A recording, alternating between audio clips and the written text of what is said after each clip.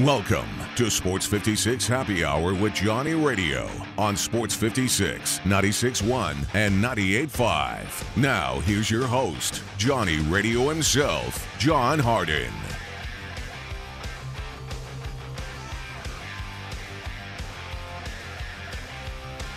Yo, yo, yo! Welcome into a little Sports 56 Happy Hour. I'm your good buddy, Johnny Radio. You know my good buddy, Gabe Kuhn. We're going to rock with you for the next 2 hours, and it is a Friday. Hoops galore. Some NFL news. Some crazy NFL news, actually. We got all kinds of stuff to talk about. We got also college football news that's also kind of crazy. Scott Frost. Weak sauce. That's all I'll say.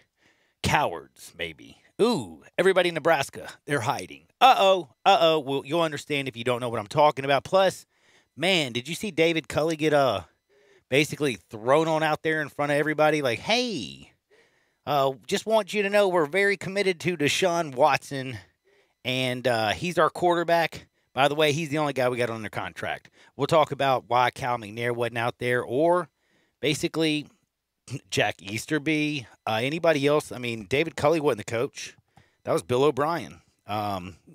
Nick Caserio can come talk. Anybody. Just don't understand why they send David Culley out there. We'll talk about that. The Saints aren't going to be many. They aren't going to have very much anymore. And COVID has struck again. And I mean, it struck pretty hard. Slapped Duke the other day. Slapped Virginia. The ACC commissioners already dropped some knowledge. We'll talk about that as well. But guess who else is out? Mr. Gabe Kuhn, and it's in the Big 12. Happens to be Kansas. I'm sure there's a lot of Memphis fans out there who are just hating that, aren't they? They're hating it from a medical standpoint, but I do know there's got to be a little bit of... And now this is also interesting because we're going to talk about this in the leadoff. What is the NCAA protocol for COVID? Oh, we're going to talk about this in the leadoff. I got great information. It's fascinating. Go ahead. Took till conference tourney time, but COVID-19 has a blue blood bias, it seems. Duke, Kansas, Virginia, all within 2 days? Oh, that is a very good point. I didn't even think about that. You're really good. You're actually on fire. Wow, I like it. Now, there's also, I don't like it, but there's also a lot of stuff things. Now, there's another thing I got to bring up today. We have... For all you out there who love March because you like to make money, you like March because you like basketball, you like filling out your bracket. How many, though, out there love to gamble? I know a lot of people. And I'm going to bring on a new friend. It's JR from WagerPro.com, not JR from Dallas, JR, WagerPro.com. We're going to talk Ole Miss LSU. We're going to talk Okie State Baylor. And, of course, we're going to talk Central Florida and Memphis. It's going to be a lot of fun. He's also going to drop the free, it's a number you get out, 800-499-FREE, 800-499-FREE. It's going to have a free pick, and then also going to have a sign-up deal for the whole March package. Now, we got a lot of basketball to talk about. We got a lot of stuff to talk about. We got Hardenwood because it feels so good. And at 2 o'clock, we're talking with Alex Kuhn, and I cannot wait. That is Gabe's brother. We're going to talk about a little this, a little that, and everything in between. But before we get into that, Gabe, I got to tell you a little secret. What is it? I've never felt less of a man than I have after today. I feel so like I don't have any man skills. I have a few man skills, but like, you know, the ones where you take care of the home, like you fix things. Like with tools. Like, never mind. Hickory dickory dock. Hey. Right. But anyways. You don't even with like, you know. Screwdrivers? I don't have any screwdrivers. Okay. We have Do you have a power drill? No. Okay. I don't have any wrenches or whatever those things are called. Wrenches? Is that okay? Yeah, I don't have Allen wrenches. Heard some of them called Allen wrenches. I don't know what that means. Anyway, I don't. You know, it's not that expensive. Yeah, what I did, you go on Amazon. No. And go buy a set. It's not that. I mean, it's like $150 for a. But where am I going to store it? I already got enough stuff in the house. In a closet somewhere. That made me think of the thing I was. So what could you not fix? Okay, so the handle on the shower, it broke. And if you ever been in a shower, does it look like there's like, I didn't know that it was screwed into the wall because it's all silver and it's beautiful. So I'm looking at it thinking there's got to be some special tool. This thing's just stripped. So I called a plumber. Plumber came in today, and he walked in. He's like, and I sent Honey out to go buy a brand new shower thingy. And he walks in, and he's like, so you want me to replace this shower with this new shower you bought? And we're like, yeah. He's like, that's going to be like $1,000, man. I'm going to have to drill holes here and do all this stuff. And he's like, why? He's like, everything's working. He's like, all you have to do is replace the screw. And Honey goes, you what? He's like, yeah, man. And he's like, dude, you got a Phillips head? And then Honey looked at me, and I'm like, nope. He's like, you don't have a Phillips head? He made me feel this small. He's like, I was like, no, sir, I don't have any tools. And he's like, hold on. I walk out to my car. Dude walks out to his car. It took him longer to walk to his car and back with his Phillips head screwdriver than it took him to fix my shower. You didn't have a Phillips head in your house? No, I don't have a Phillips head. I don't fix things. Don't get offended. Relax. It's okay. I'm just asking. You can't. I feel like a Phillips head and a flathead are pretty, I don't know, it's pretty common to have. You know what? If somebody wants to give me a Phillips head it's a necessity. Maybe, you know what? They don't cost that much by themselves. But it's also, I feel like once you get them, it's kind of like the cell phone. I never wanted a cell phone because then I'd have to use it. If I get a Phillips head and a flathead, next thing you know, she's going to be asking me to do work around the house. Look, man, I don't think it'll change that much that you have screwdrivers. Well, I don't think she'll be asking you to take on big projects around the house just because you have screwdrivers. I think you're safe. Okay, maybe you're right. Maybe I should get some screwdrivers. But to have them you don't need them until you need them. Yeah, you're right. But so dude fixed the shower in literally 2 minutes. Showed me that there was this little thing you pop off, and there's a screw right there, and bam, you just screw it in, tighten it. Since we bought this new washer head, I was like, hey, I don't like this. How do I change that? And he looked at me he looked at me with the ugliest look, and then he goes like this, and he just turned one nozzle, and it spun around, and he just put the other one back on. So it took all of 10 minutes to do 2 jobs. I gave him a little money, but I was very emasculated. Now it is time for me to get to one of my favorite segments of the day with Mr. Gabe Kuhn. But before I get there, I got to remind you, life handed me lemons today. You know what I did, don't you? I just turned it around and made a lemon drop. That's right, Tito's handmade vodka, crafted right here in Austin, Texas, in the United States. It's beautiful, it's delicious, and it's absolutely perfect. The price point is unbelievable because it's crafted right here in the United States. But it's one of the top 10 vodkas in the world. So when life hands you lemons, go out there and get you some Tito's handmade vodka and make you a lemon drop. Gabe, I'm in the box.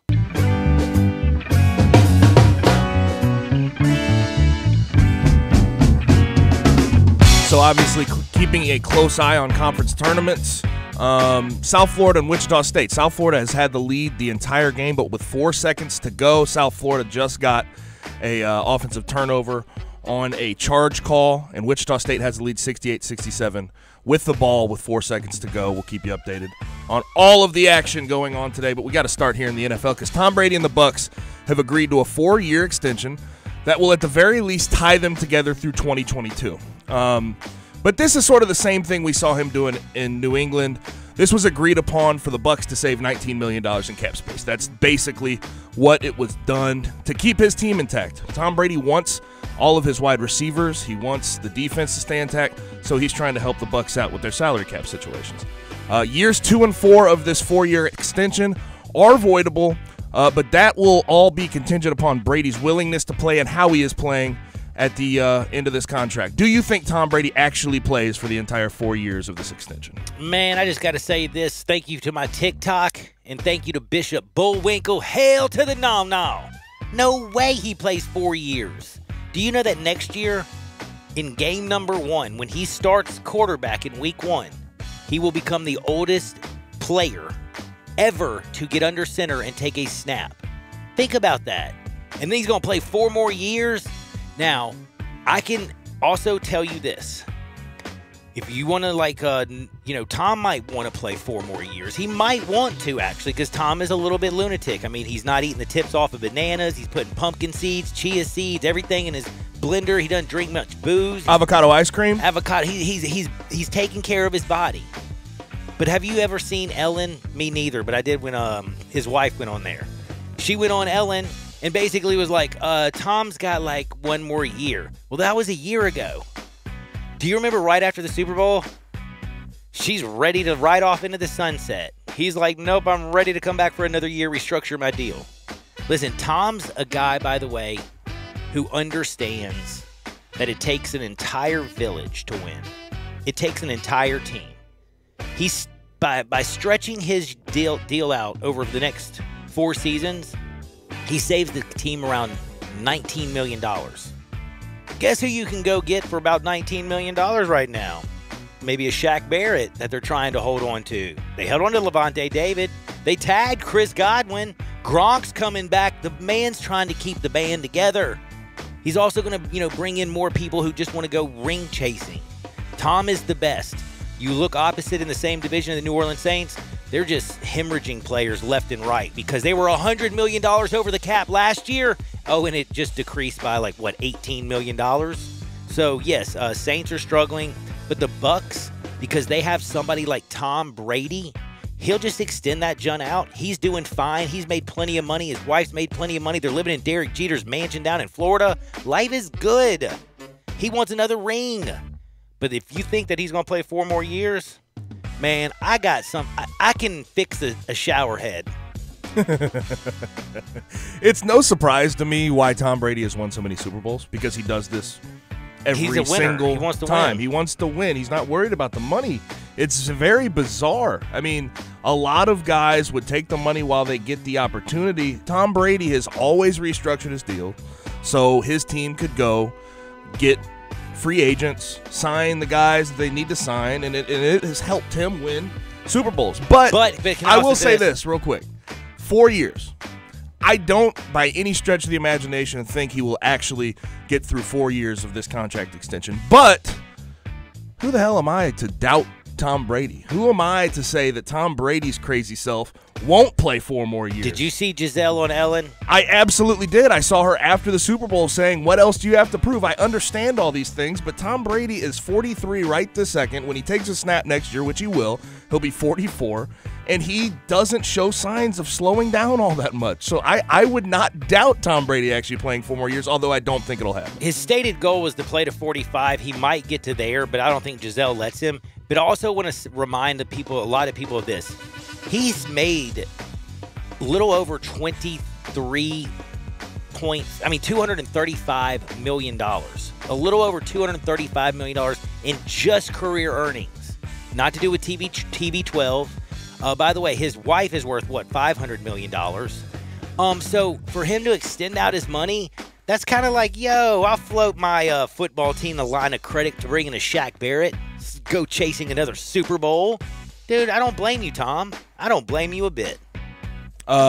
Just to mention, AAC tournament, Wichita State survives a very, very close one against South Florida. 68-67 is the final there, so they will move on to the semis.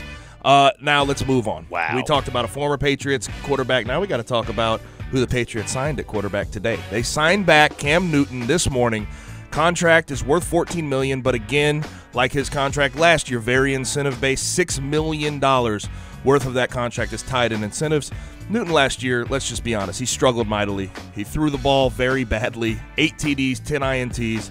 He looked very uncomfortable after that shoulder surgery. It absolutely showed. My question to you is, did this surprise you? Did you expect the Pats to re-up with Cam, or was it something that may have just been necessary for them? I hate to say it. This feels like it's an evolution of what the Patriots are becoming without Tom Brady. They realize, without Tom Brady, right now we also lost $18 million in the salary cap. We don't have a good quarterback coming up on our roster.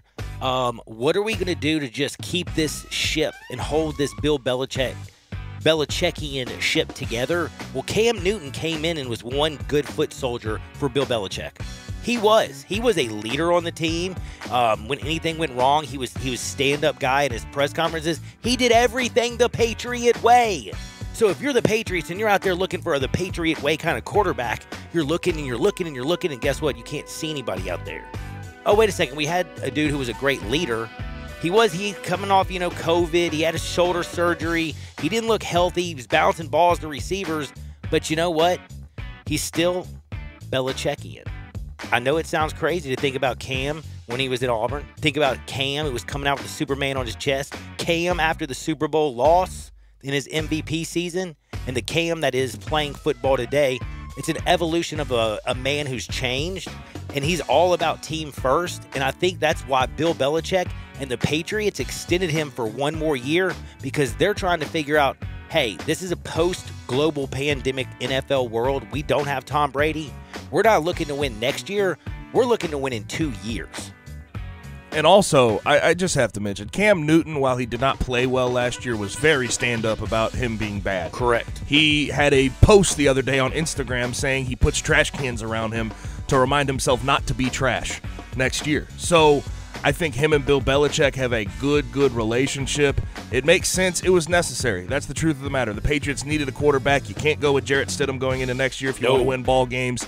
So Cam Newton was the only choice. Jimmy G wasn't coming. Jimmy G, they weren't going to make a move. Teddy Bridgewater ain't a big upgrade. But the truth of the matter is Cam Newton was what was sitting there, and they had to go with him. It's his second year within that system. He's familiar with what's going on, how they want things done, and it seemed, to me, necessary. By the way, there was one thing that was floated out there that I wanted to ask you. Sam Darnold was somebody that was mentioned, like why the Patriots should work out a deal with the Jets. And I'm like, why would they work out a deal? Number one. Number two is Sam Darnold a Belichickian type kind of guy? I don't know. And I don't think the Patriots absolutely believe in Sam Darnold. And if the Jets are giving up on him, I don't see Bill Belichick going out there and trying to get him. Anyway, I just didn't agree with the Sam Darnold thing. And again, Cam Newton, he's just a stopgap for the person that they bring in next. He's just keeping the seat warm for the future quarterback of the New England Patriots. And I have no idea who it is. Here's the truth. He was coming off shoulder surgery last year. Maybe his shoulder has improved. Maybe his throwing improves next year. I don't believe it will, because last year looked very uncomfortable. But maybe it works out. And that's what the Patriots are taking a chance on. This is a guy who's 6'5", 250, can run the ball, can provide a lot of things for the offense. He's a captain. He's a good leader, so I think it makes sense in the grand scheme of things for the Patriots. Now moving on, college basketball for the second time in 2 days. ACC, not AAC. The ACC tournament has had to knock out a team, has had to forfeit. Duke yesterday, now Virginia today, and also in the Big 12 tournament, Kansas has been knocked out. Obviously for a positive COVID-19 test. With that, Virginia's matchup, Georgia Tech, who they were going to play in the semifinals, will move on to the championship game against the winner of Florida State and North Carolina. Josh Pastner moves on to an ACC championship game. We are a week away now, though, from the NCAA tournament and NCAA tournament games, the first round. What is your concern level in having to use replacement teams because of a situation like this arising next Friday? What is my concern? Very. Your concern level, yes. It's pretty high, and it's not necessarily high on the list of my concerns for, are we not going to have a tournament? We're going to have a tournament in Indianapolis. They're going to go through. My concern is, how sad will it be for you to make it to the tournament and somebody tests positive for COVID after all the precautions, after 7 days of testing, after taking a PCR test every day? Did you know when they get to Indianapolis, they're going to be given a little domino thingy that you have to wear a key tag that's going to be able to like contact trace you? You wear it everywhere you go, put it in your pocket, put it on a keychain or whatever. But they got this little, it's technology to keep so they can, if anybody does test positive when they get to Indianapolis or San Antonio for the women's tournament, you're basically going to be able to do the contact tracing and get them out of there. They say you can play with only 5 players. So basically it's about getting to the tournament. And what does that mean? Well, this is where my question is, Gabe. This is where I have the concern for, because we started the tournaments now, and you see in the ACC and now in the Big 12, you got Kansas has got to drop. You had Duke have to drop. Virginia had to drop. The problem for me right now isn't necessarily about getting to the tournament. It's about, are they going to be able to do the required 7 days of negative test to get to Indianapolis for next Thursday? Like, you're supposed to have 7 days, because that's what I was reading right here. The protocol, 7 consecutive days of negative test resulting, gives you the opportunity to go to Indianapolis or San Antonio, where the men's and women's events are being played. And then bing, bang, boom, you meet that. You get your domino.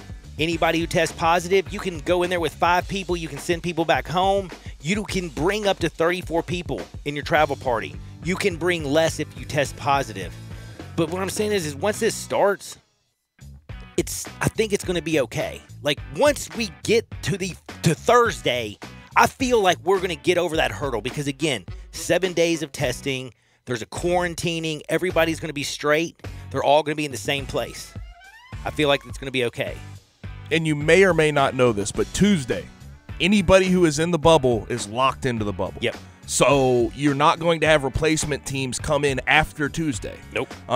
If a team has an issue and they must be kicked out of the bubble for COVID-19 purposes, that team will forfeit, and the other team that they were supposed to play will move on, just like we're seeing in the conference tournaments.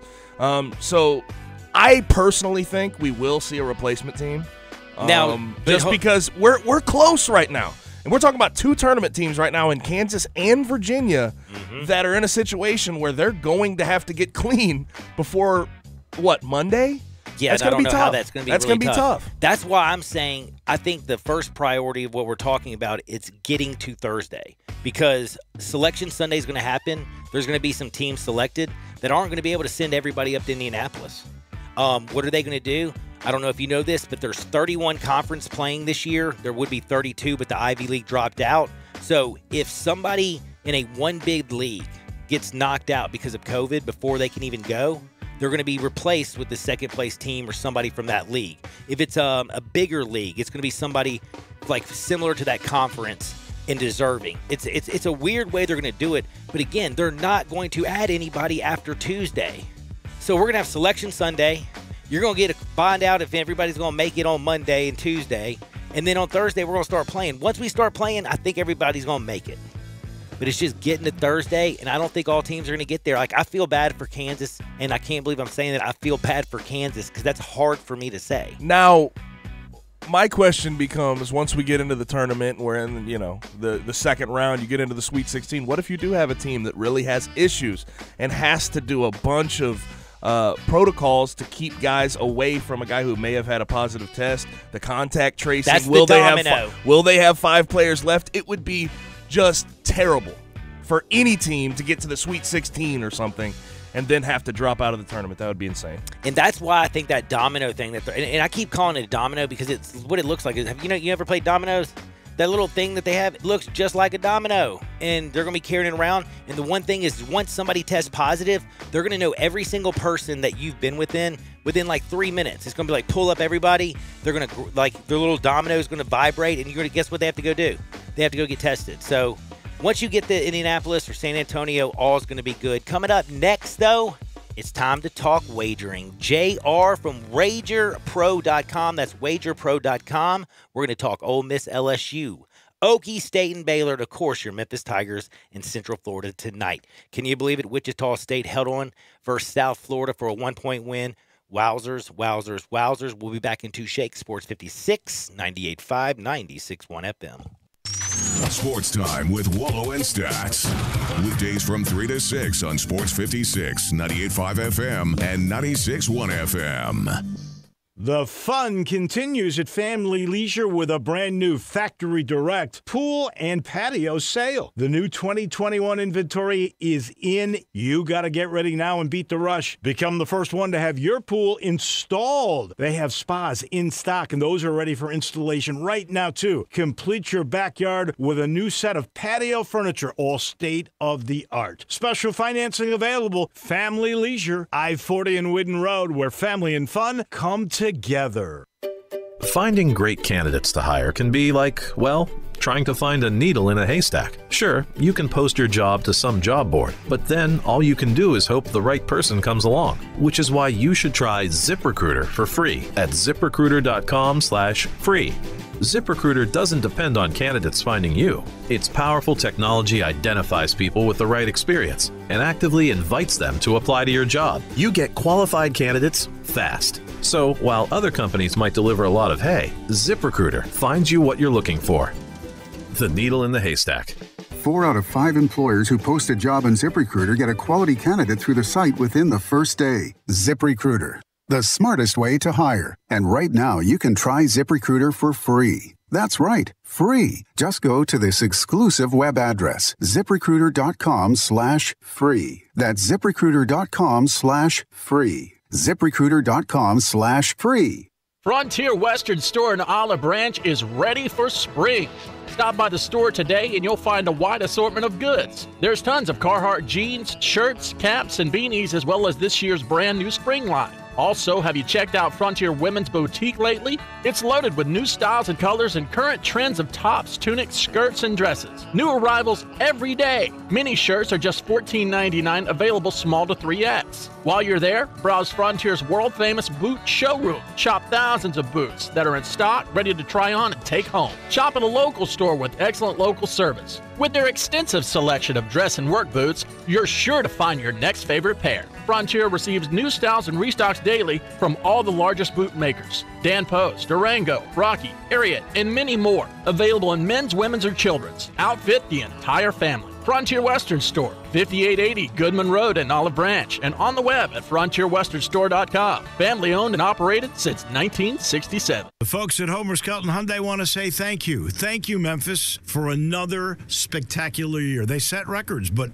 I can understand why. You think about the product. Where else do you get a 10-year, 100,000-mile limited powertrain warranty? That's what you get on every new car at Homer Skelton Hyundai. Oh, and thank you again for the 11th straight year, the #1 certified pre-owned car dealership in all of Memphis. It starts with that product, but then it goes to the shopper assurance. Where else do you go where you get transparent pricing, flexible test drive, take the car for a couple of days if you want, streamlined buying process? You're not going to be there all day, in and out. And then, and I have not seen this anywhere else, the 3-day worry-free exchange. You buy a new car, if you've got any buyer's remorse, you've got 3 days to change your mind. Just get on Lamar, take it into Mississippi, the first exit's Craft Road, turn left, and go see Chris True and all the gang at Homer Skelton Hyundai. Welcome back to Sports 56 Happy Hour with Johnny Radio. Here once again is Johnny Radio. They used to tell me, boy, you ain't going nowhere. With your cheap guitar and your big long hair. You gotta realize all your responsibilities. You gotta get out to work and face reality. You gotta get up in the morning, take your heavy load. And What is up? Welcome back into a little Sports 56 Happy Hour. I'm your good buddy Johnny Radio. You know my good buddy Gabe Kuhn. And guess what? We're about to talk with another guy with some pretty good initials, JR from WagerPro.com. Oh, yeah, we're going to talk about everything that's going on. Basketball galore, all day long, all day strong. Your Tigers go at 9 o'clock tonight against Central Florida, Wichita State. The Shockers just held on to beat South Florida. Wow, that was crazy. We got shockers all around the country with COVID-19, knocking out Kansas in the Big 12. Of course, we knew about Duke and now Virginia. Can you believe Josh Pastner? Holy cow, is going to be in the championship game in the ACC. Oh, this world is crazy. But, man, I'm going to tell you one thing. If you're trying to figure out who to bet on, I got a guy from you, and that's JR, WagerPro.com. He can cut through all the red tape. He can cut through all the mess. He can find the ones that are winners, and he's going to talk about it right now. JR, what's happening, my friend? What's happening, Johnny Radio? It's fantastic to be on in Tennessee. I appreciate you guys having me on, and I am looking forward to making you guys some big-time money this year. That's what I love to hear, and I've been with WagerPro.com and talking with your buddy Mike and JR for a while. They're a lot of fun. They're very good, and they know what they're doing. By the way, I want to say something. Everybody out there, they got a number. It's a 800-499-FREE, 800-499-FREE. JR, tell them about that before we get into the games.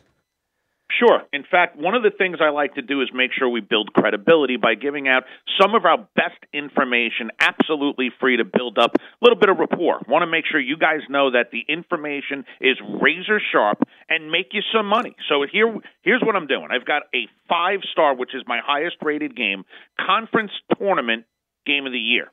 Last week, my regular season college basketball game of the year, LSU, as an underdog, was an easy winner. And this week, we've got our conference tournament game of the year in college, and the game's happening tonight. So I'm leaving the winner absolutely free. We're old school. It's on a recorded message that's only 30 seconds long. Here's what they do. Dial the number 800-499 3733. Listen to a short 30-second message and get the point spread winner of my 5-star conference tournament game of the year, a game that we expect the point spread is off by at bare minimum 10 to 15 points, and truly, I think it's a 20-point blowout winner. So check it out for yourself. It's free of charge, and it's on a recording. 800-499-3733.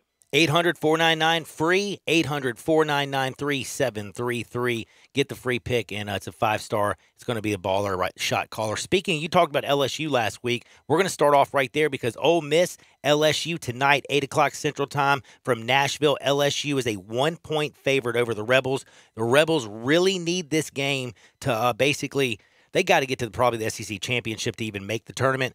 They're definitely going to be clawing and fighting, but who do you like in this one?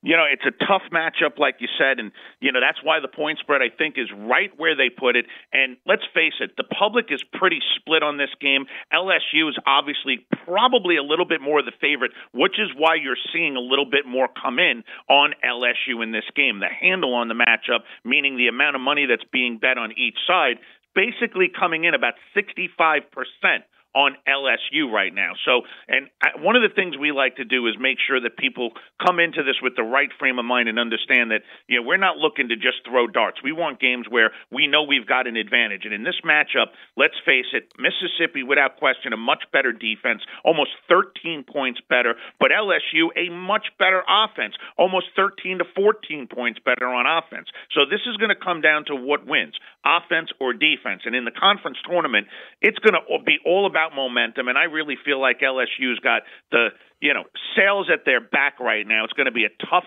game for Ole Miss. They're going to be scratching, clawing. They're going to be like salmon swimming upstream, but at the end of the game, I believe that the depth on the bench and what LSU can bring to the table is definitely going to come into play. They wind up winning this game in a long, hard-fought game that'll come down to the last 2 or 3 minutes, and they wind up winning by 6 or 7 points. Yeah, Devontae Shuler is going to have his hands full tonight, I'll tell you that much. It's going to be tough. It's going to be an interesting one, man. That's a tough game. I like LSU as well. Now, before I get to Memphis and Central Florida, I'm going to save that for the very end because we are in Memphis, Tennessee. I want to talk a little Big 12 basketball. Oklahoma State, everybody loves Cade Cunningham, but Baylor, this is a team that's, you know, top 4 in the country all year long from beginning, basically sitting at number 2 all season long practically, and they're great at defense. But right now they can't find the bottom of the bucket, it seems like. Who do you like in Oklahoma State, Baylor? Well, you know, let's face it, Baylor just has had too much time off. I mean, for a team that's sitting 21-1, they just really have had too many hard-fought games here recently, games where they were big favorites, 12, 14-point favorites, and they're winning by 3 or 4 points. That's not what you want to see, especially in a Big 12 team that was expected to really just sweep the floor this year with the competition. They were expected to be in the top in the country, and I mean, they still are, and let's face it, everyone's talking about them going deep, but I just don't think that they've had enough reps and enough games as of the last couple of months with all that time off, with that 2-3 week stretch that they didn't get to play. I think it's going to come into play here in the tournament, and it's not because they're rested. They're just not going to have as much oil in the machine as I'd like to see. So seeing them here against Oklahoma State, though, the line is less than 10 points, and if they're going to shine, it's got to be in the conference tournament. Now, we know they're going to get there regardless, but they're 15-8 against the spread against an Oklahoma State team that also likes to beat the spread at 16-9. But offensively, they're nearly just under 9 points better, and their defense, without question, is better than Oak State. So on paper, I'd say that they're at least a 15 to 16 point better team, and I'm not going to put money on this one, and I say that because I haven't seen what I wanted to out of Baylor yet. Until I see that traction, I'm not going to go with them at all. But they should win this game by 12 to 15 points. If I had to bet it, I would definitely be on the favorite. All right, now I get to talk to you. I would probably be on the favorite too, but Cade Cunningham kind of scares me. Oklahoma State just kind of scares me. And Baylor, again, like you said, they've been off for so long.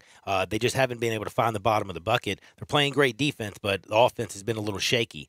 Now, Memphis has been a little shaky at the free throw line. They've been shaky with turnovers. They've been shaky on offense, but Memphis is one heck of a defense. They're going to play Central Florida. It's a big, big game tonight for Tiger fans out there. It's at 9 o'clock. What do you see tonight happening with the Tigers? Yeah, and you said it. You know, the biggest part in winning in college basketball, when the tournaments especially, comes down to free throws. And you can't be a poor free throw shooting team in conference tournament action. And you can't do it when you get into the big dance. If they're going to start hitting free throws, they got to start tonight against a very tough Central Florida team that, I mean, look, we even spoke about this off air. Central Florida is one of those teams that they either beat you big or they get beat big. They don't play a lot of close games, and that's exactly why they're sitting right around 500 for the year right now. But, you know, it's not one of those games where I'm going to say that, you know, it'll be tight fought and Central Florida, you know, is going to cover this game by 2 or 3 points. I don't see it like that. Central Florida will either beat Memphis outright or Memphis is going to steamroll them, which I believe it's the latter, because they're better in every aspect of the game. Better offense, better defense. They're just a much bigger, stronger, faster team, and they should be able to easily cover the 7 points tonight. So I look for UCF to do what it does best, kind of lay down in this game, and they're going to get beat pretty big. Look for Memphis, and I know that's what the fans want to hear, and I'm not just saying it. I'll go against them when I don't think they're going to cover. But you guys can bet on Memphis tonight. Expect them to win that game by about 15 points. It'll be a big one. Everybody's dancing in Memphis right now, baby. Let's go Tigers. Let's go Tigers. I can't wait for it. Memphis -7. Baylor's a 9-point favorite over Okie State, and LSU's 1 over Ole Miss. Couple hard-fought games. Now, don't forget, JR from WagerPro.com. That's WagerPro.com. And if you want to go to WagerPro.com right now, go there because you can read betting articles. They got consensus picks. They got injury reports, team statistics. They have all kinds of unbelievable free information right there on their phone. But right now, JR is doing something special for our listeners. It's $4.99 tournament deal. It's usually a $1,500 package, but for my audience today, you can get the whole tournament for $2.99 starting today. The rest of the conference tournaments and all of March Madness for just $2.99. 877-924-3777. That's 877-924-3777. Or go to wagerpro.com. JR's got a 5-star free play. You can go to 800-499-FREE, 800-499-FREE. It's as easy as that. Tournament game of the year. They're going to dominate, and it's on a recorded message, 30 seconds, bing, bang, boom. You get it, you play it, you win. Then go to wagerpro.com and give JR a call tomorrow. JR, this has been a lot of fun. Anything else you want to drop on my peeps? Well, as always, one of the things I like to leave you off with is, guys, you got to be safe, you got to have fun, and more than anything, go out there and make some money. I love it, JR. You be good. I'll talk to you soon, my friend. My pleasure. Thank you. Thank you. That's JR from WagerPro.com. Now, coming up next, we're going to talk SEC basketball, the American tournament, of course. Wichita State survived 68-67 over South Florida, and I mean they survived. They were down at the halftime at 41-32. They got down in the second half. I mean, then the defense just started pouring it on. They held South Florida just to 26 points in the second half. South Florida scored 41 points in the first half, only 26 points in the second half. Wichita State, number 1 seed in the American, hangs on 68-67. We'll be back in 2 shakes. We're talking sports on Sports 56, 98.5, 96.1 FM. Listen online anywhere, anytime at sports56whbq.com. Mid-South Hobbies has your favorite model airplanes, boats, race cars, and trains to build. With brands you know like Lionel, LGB, and a large selection of Traxxas radio-controlled trucks, cars, and boats. Mid-South Hobbies has all the accessories to make them complete, with thousands of paint colors to make them shine. Reach the sky with rockets and kites, or reach deep into your imagination with action figures, comic book superheroes, and fantasy quest games. Get passionate about your hobby at Mid-South Hobbies, 4862 Summer Avenue. Need to sell your home? You're in luck because I buy houses. All you have to do is call Bill at 901-406-1101. That's 901-406-1101. Grab that pin, 901-406-1101, or just save it in your phone. Bill at I Buy Houses. I Buy Houses buys houses in any area, in any condition, at any time, as simple as that. I Buy Houses is guaranteed to close in 5 days. So if you need your cash fast, just call Bill at I Buy Houses, 901-406-1101. Has your house been on the market? Were you just tired of renters? Or is it just time to start over? Well, avoid repairing, cleaning, painting, and prepping your house. Just pick up the phone and call Bill at 901-406-1101. That's Bill at I Buy Houses. If you're in Southwind, South Memphis, North Mississippi, North Memphis, Collierville, if you can hear this, just call my friend Bill at I Buy Houses, 901-406-1101. Hey, Dave Woloshin here. I want to talk to you about my good friends at PrestoShutters.com. They're open right now, and prices don't get any cheaper for window replacement, window treatments, exterior shutters, inside plantation shutters, roller shades, blinds, whatever window fashion you need, they've got. Amazing deep discounts, including installation. Everything you need is American-made. Visit PrestoShutters.com or call them at 901-244-7484. That's 901-244-7484. The folks at Homer Skelton Hyundai want to say thank you. Thank you, Memphis, for another spectacular year. They set records, but I can understand why. You think about the product. Where else do you get a 10-year, 100,000-mile limited powertrain warranty? That's what you get on every new car at Homer Skelton Hyundai. Oh, and thank you again for the 11th straight year, the #1 certified pre-owned car dealership in all of Memphis. It starts with that product, but then it goes to the shopper assurance. Where else do you go where you get transparent pricing, flexible test drive, take the car for a couple of days if you want, streamlined buying process? You're not going to be there all day, in and out. And then, and I have not seen this anywhere else, the 3-day worry-free exchange. You buy a new car, if you've got any buyer's remorse, you've got 3 days to change your mind. Just get on Lamar, take it into Mississippi, the first exit's Craft Road, turn left, and go see Chris True and all the gang at Homer Skelton Hyundai. Welcome back to Sports 56 Happy Hour with Johnny Radio. Here once again is Johnny Radio.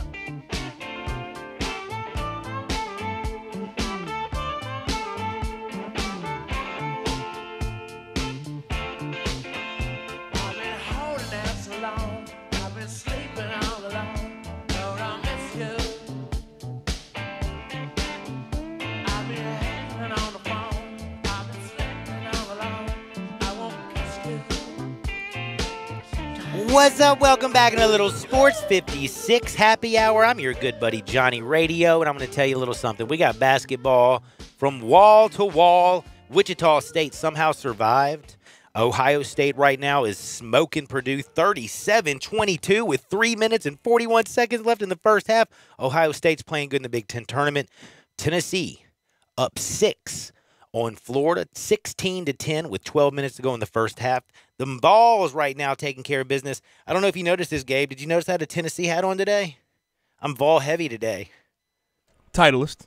Well, I mean, it's also got a Power T on it. I know. You understand why I wear this. Before. You've seen it before. You know why I wear it, though, don't you? Why? When I bet on Tennessee, man. Oh, okay. Didn't know. Yeah. By the way, just want to remind you, anybody watch that Michigan-Maryland game? My boy Juwan Howard was heated. Him and Mark Turgeon have a little bit of history this year. They were not happy with each other after the game. They were not. I think it was about at halftime, or in the second half sometime. But Juwan Howard, had to be restrained pretty heavily. Yes, he did. He had to be restrained. I guess they need security like Madison Square Gardens. You know what I'm saying? Like, if they would have had the security from Madison Square Gardens, Spike Lee would have been thrown out, Charles Oakley would have been thrown out, and the Patrick Ewing, who, by the way, got a big win over Villanova yesterday. It was in Madison Square Gardens. Madison Square Gardens. Do you know by any chance where Patrick Ewing played, his basketball for this team, the New York Knicks? Did you know that? I knew that. Is there any chance that like a security guard can't know? Like, if you're a security guard at MSG, okay, you're a security guard at Madison Square Gardens. Should it not be required that everybody whose jersey is hanging from the rafter, you at least know their face? Like, is that too much to ask? Usually if they're like 7 foot and over 300 pounds, you should probably have an idea that they're a former player. Yes, you should.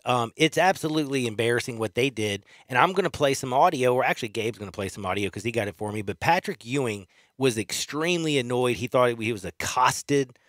He was annoyed. Madison Square Garden security, he said it was a joke, but actually I'll let him do the talking. But I do want to say one thing, though.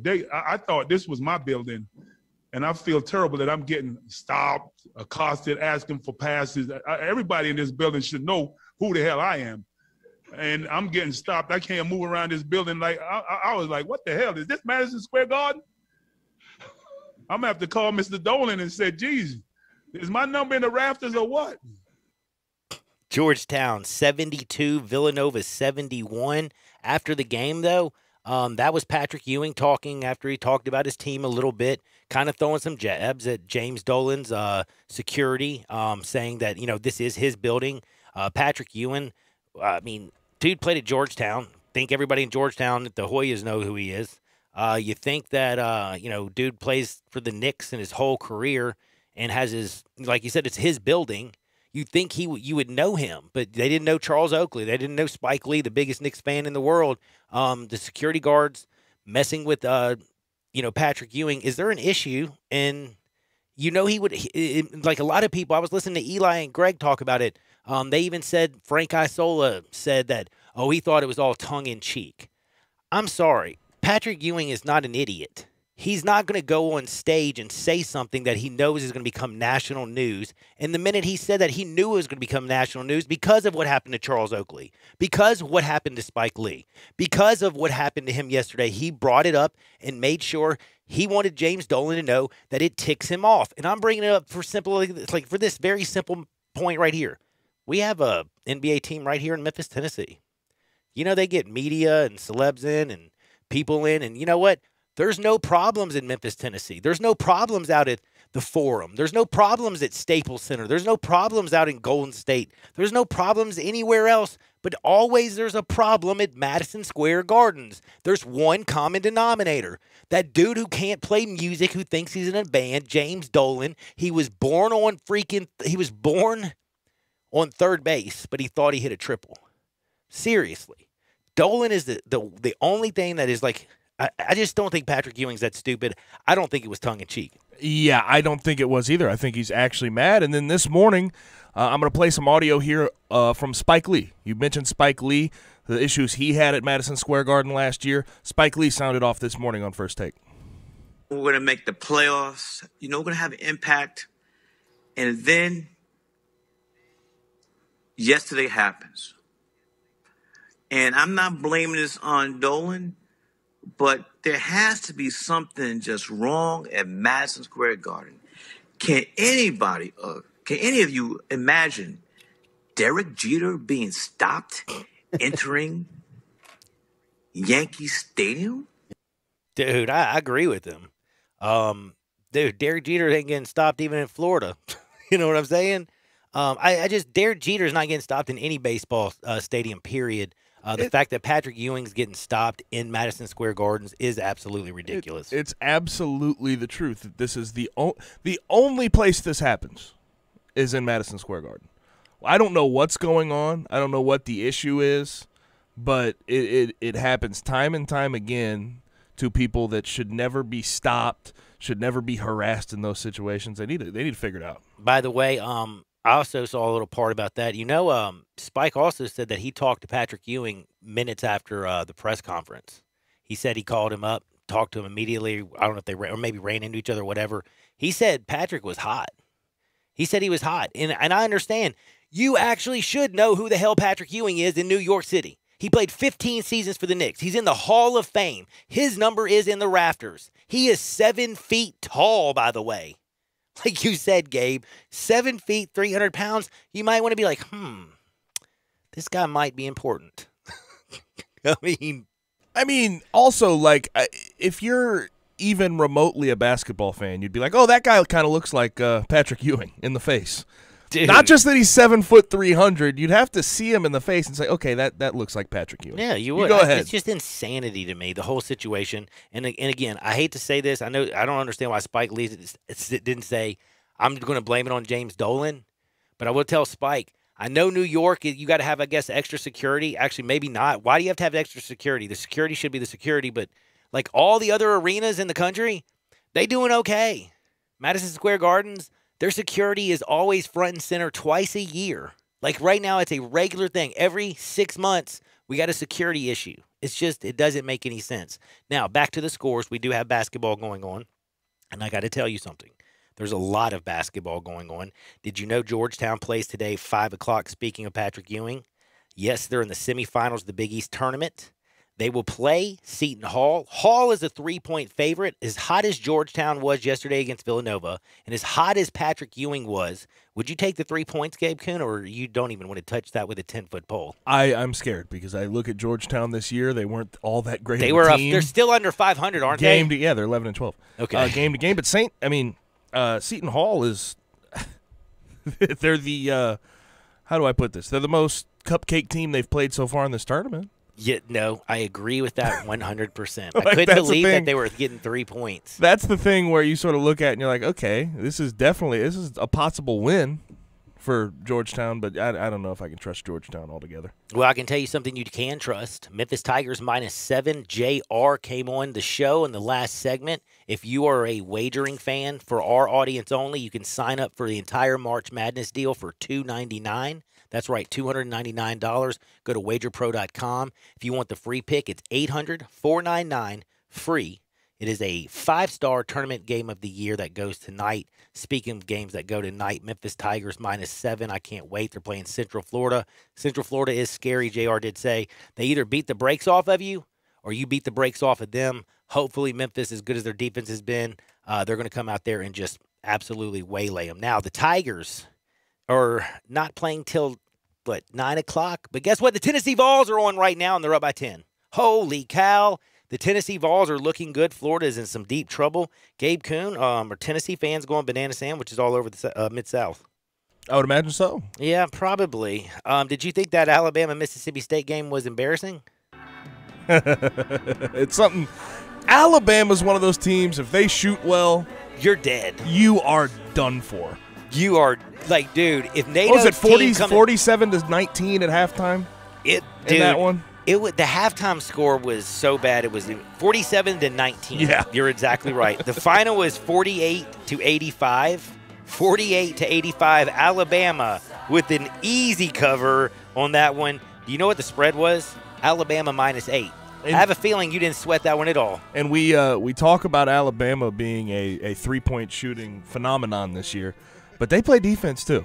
They play a good defense. That is just a good basketball team altogether. Man, speaking of good, if you want good boots or the best boots in the world, you got to go to one place. That's Frontier Western Store at 5880 Goodman Road down in Olive Branch. They're family-owned and operated since 1967. And guess what? Maybe you don't want to go to Olive Branch. Well, I got you covered. The largest boot showroom. They got all their supplies. They got all their jeans. They got all their kids' wear, their women's, their boutique shop. They got everything online at frontierwesternstore.com. Free shipping, any order $75 or more, and the orders ship out within 24 hours. Go to frontierwesternstore.com or just stop on in at 5880 Goodman Road down in Olive Branch. We'll be back in 2 shakes talking with Alex Kuhn. We got football news. We've got college football news. We're going to talk a little Nebraska Scott Frost. Do y'all remember the game of the century? Next year would have been 50 years since #1 Nebraska faced #2 OU. Now Nebraska doesn't want to face Oklahoma. We'll talk about that with Alex on the other side. Sports 56, 98.5, 96.1 FM.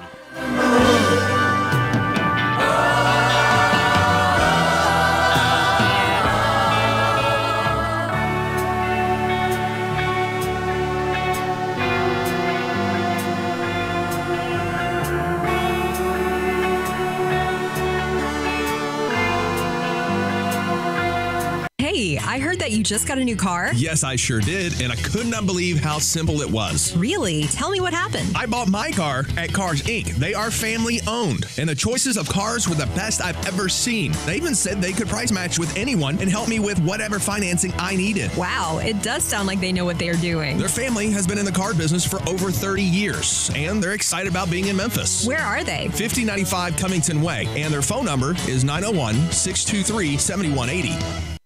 Brian Elder's Roofing Solutions. 2021 is finally here. Might I suggest we start the wonderful new year with a makeover for your beautiful house. I'm Brian Elder. I'm a roofer. I fix roofs. Don't let them tell you that it has to be replaced when all it may need is some love. 867-0303. Let me love on your roof. I've made quite the reputation over the last decade as the guy to call after the insurance company denies the claim. Overturning a claim that has gone bad is an art form where you argue county code, manufacturer specs, and details of your policy that they have to abide by. So let me see it first. If I say it's a claim, it's a claim. 867-0303. Money is free at Brian Elder Roofing with 0% financing for half a decade. I'll measure your roof from outer space and get you a quote right over the phone. 867-0303 or BrianElderRoofing.com. Call 867-0303. Brian Elder's Roofing Solutions. Taqueria Express number 6 is now open at 6290 Winchester Road. Taqueria Express has locations all over Memphis, serving the best and most authentic Mexican food. You can dine in and take advantage of the full bar or get your order to go. Call ahead at 901-800-2737 to pick up or use the drive-thru. Plus, online delivery options through Uber Eats is coming soon. Stop into Taqueria Express number 6 at 6290 Winchester Road and find out how you could win a 2021 Nissan Versa. Taqueria Express number 6 is now open. I know the sweetest thing in Memphis, and I know it's been around for 115 years. You know, I'm talking about Dinstall's, and it's time to stock up heavy on Cashew Crunch, Heavenly Crunch, Turtlettes, all of your favorite Dinstall's treats. So easy to get. The sweetest thing in Memphis, all you have to do is head to Laurelwood or head to Germantown and Poplar right across from the hospital, or go where they make the candies. That's on Pleasant View. There's nothing that says Memphis better than Cashew Crunch with that little tinge of coconut, or the Turtlettes. Let's face it, there's nothing better than Dinstall's chocolate. That's the mainstay of all candies, isn't it? Milk chocolate, although their dark chocolate is pretty darn good. And if you get the peppermint with the dark chocolate and put it in the freezer, you're going to love it. So many ways to love Dinstall's. Stock up heavy on all of your favorite Dinstall's treats. 115 years of making Memphis oh so sweet. The folks at Homer Skelton Hyundai want to say thank you. Thank you, Memphis, for another spectacular year. They set records, but I can understand why. You think about the product. Where else do you get a 10-year, 100,000-mile limited powertrain warranty? That's what you get on every new car at Homer Skelton Hyundai. Oh, and thank you again for the 11th straight year, the #1 certified pre-owned car dealership in all of Memphis. It starts with that product, but then it goes to the shopper assurance. Where else do you go where you get transparent pricing, flexible test drive, take the car for a couple of days if you want, streamlined buying process? You're not going to be there all day, in and out. And then, and I have not seen this anywhere else, the 3-day worry-free exchange. You buy a new car, if you've got any buyer's remorse, you've got 3 days to change your mind. Just get on Lamar, take it into Mississippi, the first exit's Craft Road, turn left, and go see Chris True and all the gang at Homer Skelton Hyundai. We are Sports 56 WHBQ Memphis, W253DF Memphis, and WIVG Tunica Memphis.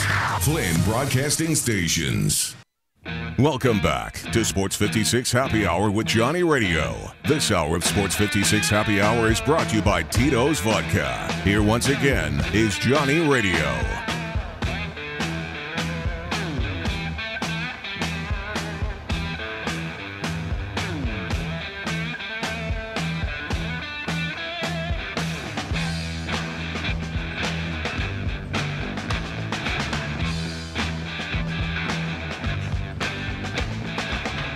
Welcome back to a little Sports 56 Happy Hour with your buddy Johnny Radio and, of course, my good buddy Gabe Kuhn. It's time to talk with our friend Alex Kuhn.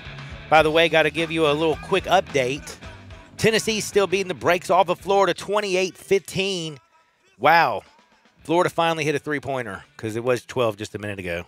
Man, 15 points. Are they going to get to 20 before half? I think so. They got 5 minutes to get to 5 more points. Maybe they can do it. They can get 1 point more. They're on pace for just 20, basically. Basically, they're on pace for 20 points. That's just embarrassing. And Alabama beat the brakes off of Mississippi State, 85-48. Tonight, you got Arkansas and Missouri at 6 o'clock. Arkansas is a 5.5-point favorite. And then the late-night game at 8 o'clock right here, baby.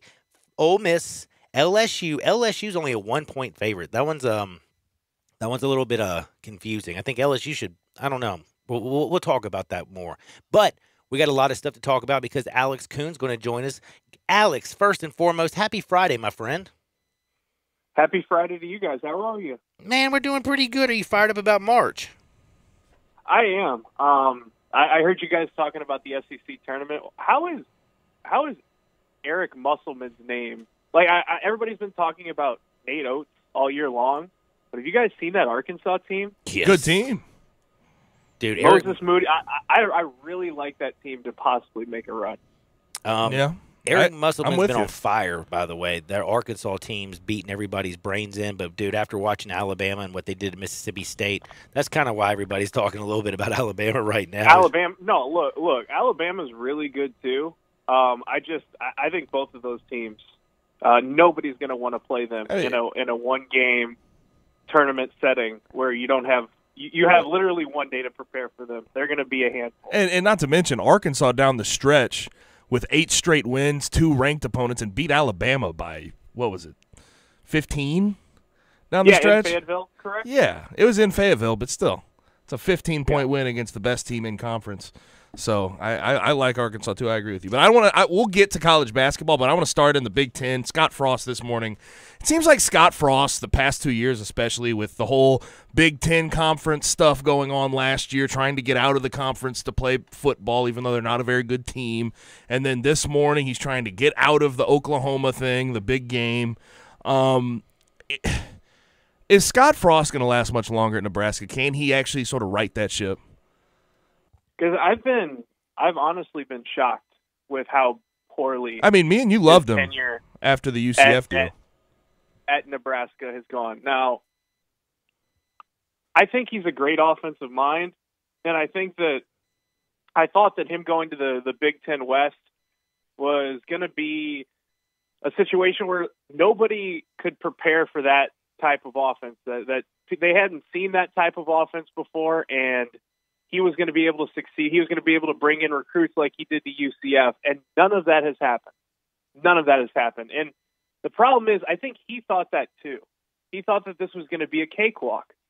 And the problem with going to the Big Ten is you're going up against a lot of guys that have been there, for a lot of coaches that have been at their program for decades. It's different in the AAC. The rate of turnover with coaches is really high, and it's easier to take a team from winless to undefeated in 2 years in the AAC than it is when you're going up against Iowa, Northwestern, Wisconsin, Ohio State, Michigan, Penn State on the other side every couple of years as well. So the way he's reacted to it has made me very suspicious, because he's one of those guys who never takes responsibility for his program's failures. It's always somebody else's fault. It's always the conference's fault for stacking the deck against them, for giving them a difficult schedule last year. It's always his players' fault. They just don't have the right. They were left with nothing. They don't have the right mix of players who are buying in yet. And you're seeing transfers. They Christian McCaffrey's brother, who was Luke McCaffrey, who Scott Frost said was the future of the program this year, transferred away. Their best running back, wide receiver, he's really their best player, Wan'Dale Robinson, who plays a little bit of wide receiver and running back for them.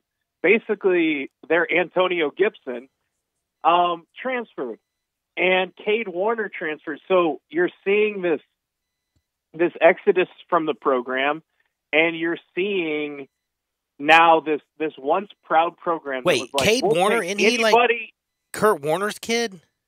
Yes. Oh, yes, wait, he's gone? He transferred. So they lost Luke McCaffrey, Cade Warner, and who was the other one? The lineman? Wan'Dale Robinson, their best offensive player. They're Wan'Dale. Yeah, and now they're ducking people. This once proud program is like, oh, we'll play anybody, anywhere, anytime.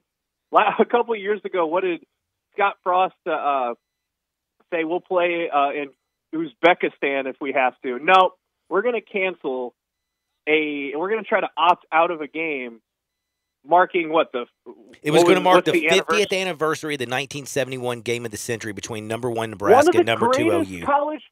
One of the greatest college football games of all time, and one of the greatest rivalries of all time that we don't get to see anymore. Nebraska said, no, we're not good enough. We don't want to get embarrassed. We want to actually make a bowl game this year. And they got out of it. That's where Nebraska is right now. That's where they're at. And do you know the teams that they're reaching out to right now to replace that Old Dominion and MAC schools, according to Brett McMurphy. It's just sad, man. And like I really think days are numbered for Scott Frost. And this is a guy I thought coming out of UCF, going from 0-12 to 12-0 in 2 years. It's like, oh my gosh, this is a perfect job for him. He's a born son of Nebraska, right? You just felt like it would be a success, and it has been honestly an absolute failure. It makes me think Mackenzie Milton's actually going to do good next year. You know what I'm saying? Yeah, well, he's cleared for practice. I'm very interested to see how that works out. But yeah, the problem though for then Nebraska, like this is a two-pronged issue. Yeah, well, you can fire Scott Frost, but Scott Frost was the savior. We went to Big Ten Media Days in Chicago a couple years ago, and when we do our live broadcast there, we're the only Iowa radio station, and the room is filled probably with 10 to 15 Nebraska stations. You would not believe the amount of Nebraska coverage that the Big Ten gets. And the fawning over Scott Frost as soon as he got there was something I've never seen before. Like, it wasn't there for Urban Meyer. It wasn't there for Jim Harbaugh. It was close for Jim Harbaugh, but never on the level of Scott Frost. This is the Nebraska son. This is the guy who was going to turn the program around. He was everything that they ever wanted in a coach. Somebody had written a book about him, and one of the radio stations was selling the life story book, the biography of Scott Frost on their airways before he ever coached a game. So they put all their eggs into this basket, and you're like, okay, well, 3 years later, they're like, all right, we got to get rid of him. Okay, what's next?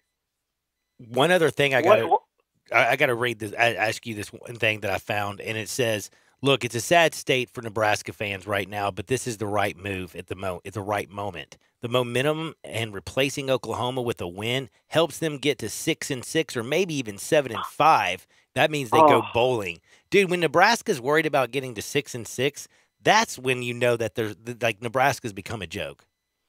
Yeah, that's what I'm saying. Like that's what we're looking at. We're looking at a Nebraska program that is one of the I get it. They live in the past. They talk about the 90s a lot. But still, you can't tell the story of college football without discussing Nebraska. And here they are 30 years later, and they're trying to change their schedule so they can get to a bowl game to 6-6. It's truly remarkable. Now, NFL. Going from there, we got to get to some NFL because we had Tom Brady with the contract extension. I want to ask you first, is there any chance he plays 4 more years? No. Well, it's like the voidable years are there for him to go, 2 more years and then be done, hopefully? I'm sorry, guys. I'm not making any predictions about okay, thank you. This is what, because Johnny, he said there's no way he lives out 4 years. And I say, no, I don't believe he will. I don't believe he will. But if there was one guy that I think would do some crazy stuff like that, it'd be Tom Brady. And then Giselle will file for divorce. What's that? Giselle will file for divorce. She went on the Ellen show last year and said that this year was his last year. You saw her right after the ball game. She's ready for him to retire so they can go like beach hopping. You know, like she wants Tom Brady like on boats throwing Lombardi trophies across, to Gronk and stuff. She's ready for just chill time. She's tired of avocado ice cream. I noticed a couple of years ago. Remember when she was she did that interview and she was talking about the concussions that he was having, and was basically leaking information that maybe the Patriots were hiding the amount of concussions that he's had this season. I knew at that point that she's just like, all right, come on, man, retire, please. Like, did you seriously? Please retire. Stop doing this. Dude, you're eating pumpkin seeds, chia seeds, and not the tips off of a banana. What's going on? It's like we're rich. Hey, but my man, look, 7th Super Bowl, 43 years old. It's just ridiculous to even think about what he's doing. But Patriots, you brought up the Patriots. They just signed Cam Newton today. Was that surprising to you in any way, or was it kind of necessary? Yeah, I was a little bit surprised. Like, Cam Newton his career and some of the high moments of his career is some of the most fun that I've ever had watching football. And the problem that I'm having now is I know it was a smaller sample size, and I know that it was only for a couple of years, but I said the same thing about Derrick Rose in the NBA. His run in the early 2010s, those couple of years, he was at the top of his game, and watching him was incredible. Like it was a joy to watch him play every night. The problem started to become the trend of maybe we're just never going to fully see that player again. The injuries are too much. They became too much. And it doesn't mean that we haven't seen flashes of that from Cam Newton or flashes of that from Derrick Rose. But Gabe, you've brought this up. Watching Cam Newton last year, he couldn't physically throw the football the way that he used to. It hurt my shoulder to watch him throw. I'm just going to be honest. And it didn't do anything to make me think that, okay, well, these injuries, the chronic injury to his shoulder is something that is not going to linger and not going to continue to hinder his play.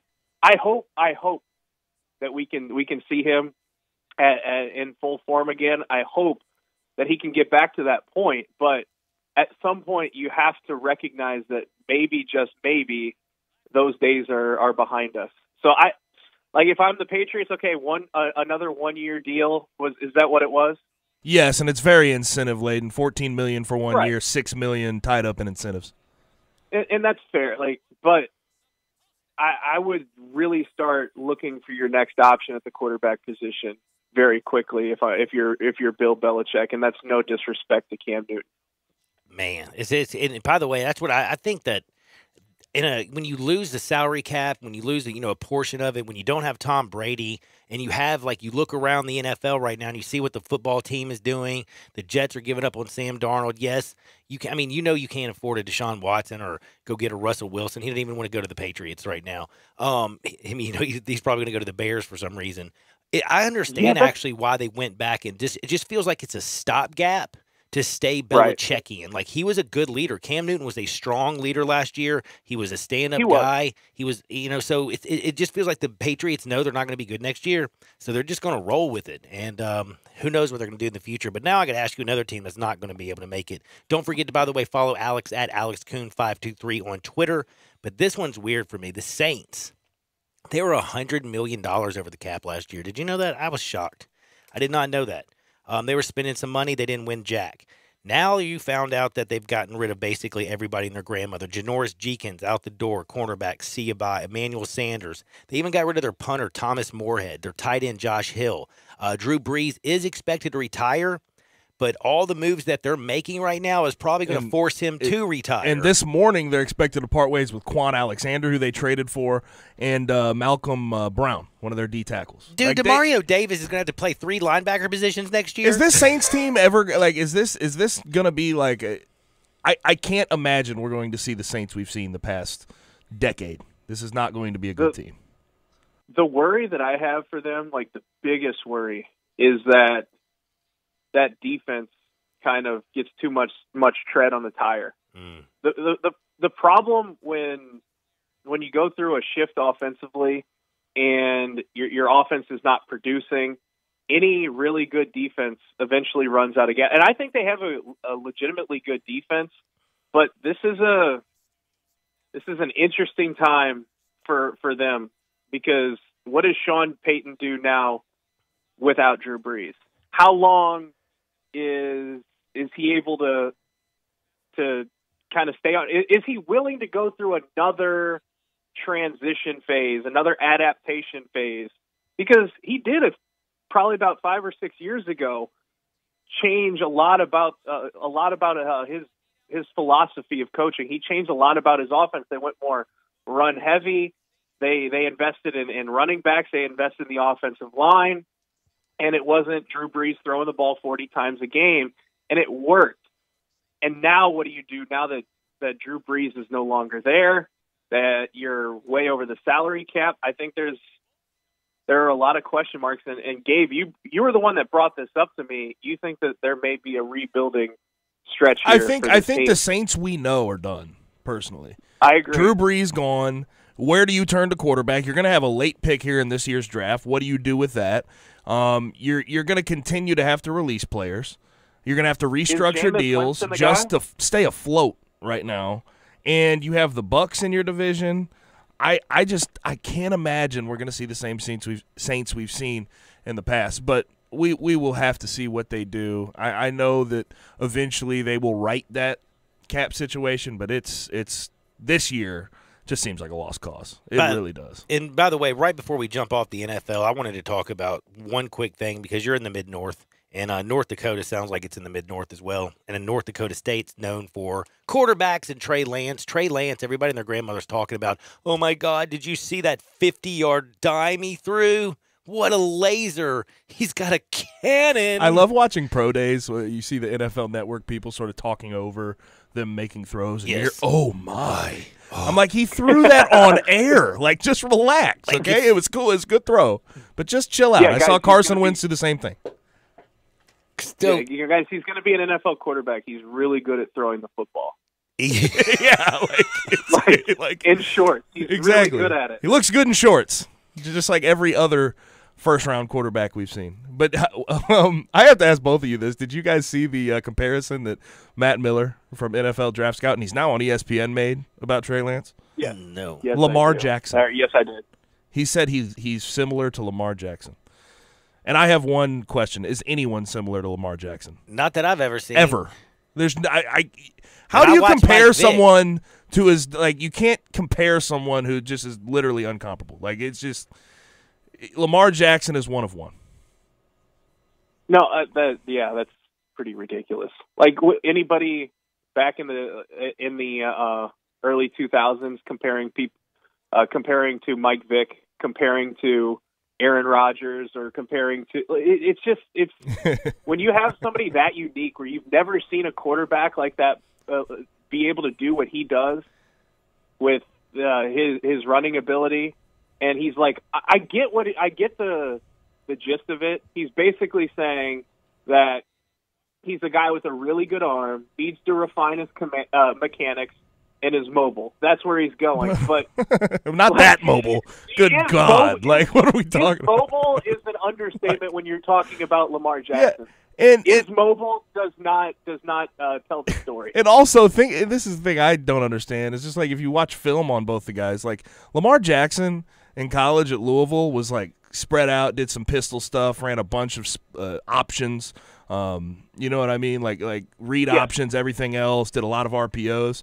Trey Lance was under center running a pro-style offense. Like, I just don't get that at all. But that's just what we do with NFL draft prospects, especially at the quarterback position. Like this year, Mac Jones, according to Tua Tagovailoa, is Tom Brady with more mobility.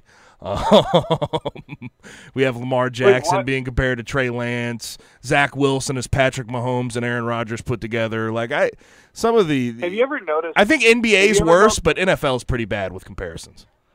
Have you ever noticed that when we're comparing these prospects, that they never get compared to guys that were either serviceable or didn't pan out? Guys, they're always compared to Pro Bowlers or Hall of Famers, really. Hall of Famers, or even like Mac Jones is Tom Brady, bro. With more mobility. Yeah, like 10 12-year starters. Like at worst, you'll get like an Andy Dalton comparison. And Andy Dalton has had a very long, very serviceable, somewhat successful career. But that's not what happens, as we know, with prospects. Like the average prospect doesn't have the career that Andy Dalton did, and that even goes for a lot of first round talents who fizzle out after a few years, and basically the team say, "Yeah, we don't have time to work with you. We're going to try somebody else." Look, in Miami, they're already trying to replace Tua. It's a good point. That is a very good point. They really are, and I don't blame him, actually. No, I'm just kidding. Last year, why didn't you stick with Ryan Fitzpatrick and let him come out and be like Patrick Mahomes, sit a year to the end of the year? But right now, I'm going to talk Big Ten basketball. Ohio State's beating the brakes off of Purdue, 51-37. It is a beatdown. I wanted to ask you, though, about this. Does Juwan Howard and Mark Turgeon, do they like each other? Apparently not. Yeah, I haven't had time to check up on the details of what that was about, but Mark Turgeon said it's been something that's been festering all season long. And I'll tell you what, I'm not saying that the coaches are going to be lunging at each other or anything, but watch out for the Iowa-Wisconsin game tonight too. Ooh, really? There's been something brewing all year between these two teams. They just played each other last week. Wisconsin felt like they got played a little bit by the officiating. They always have that chip on their shoulder, and the two benches were jawing at each other. They literally played 5 days ago, and they already don't like each other. Just keep an eye out on the chippiness level of that game tonight. So I hope we won't have Fran McCaffrey being held back like Juwan Howard was this morning, though, because that was something. Well, Fran usually gets held back at least a couple times a game. You got a little temper. Are you thinking this is going to be an under game because it's going to be a little chippy and a little more defense played? That's at least how I'm reading this, Junt.